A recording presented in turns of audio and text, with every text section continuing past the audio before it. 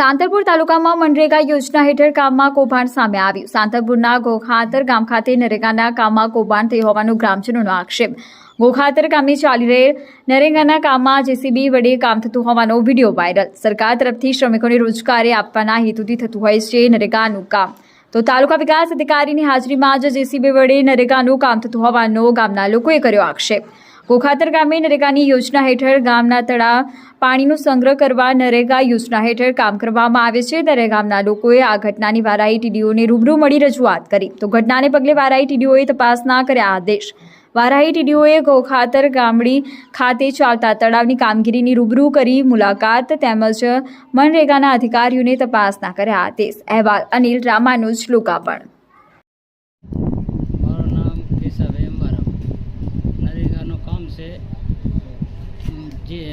નરેગાનું કામ માણસથી કરાવવાનું છે, એના બદલે જીસીબીથી કરાવ્યું। એણે આ બધા મિની ભગત છે અમારા અધિકારીઓ બધાને, એમ બધાએ ગામ આખું બેઠું છે, બચારું મજૂરી લાયક છે બધું ગામ, કોઈને પૂછ્યું જ નથી, બધું આખું ગામ મજૂરી લાયક છે, એના બદલે કોઈને પૂછ્યું જ નથી, એના બદલે એણે જીસીબીથી બધું કરાવ્યું।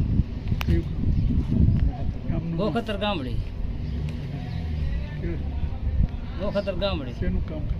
નરેગાનું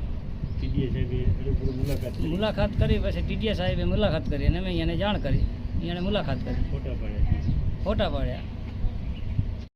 ઠાકોર સૌજીભાઈ અંબરામભાઈ ઓખંતર ગામડી તે અહીંયા નરેગાનું કામ ચાલુ હતું, તે મજૂરથી કરવાનું હતું, એના બદલે જીસીબીથી કામ કરતા હતા। પછી ગામ આખું બેઠું હતું, પછી અમે આ ટીડીયા સાહેબને જાણ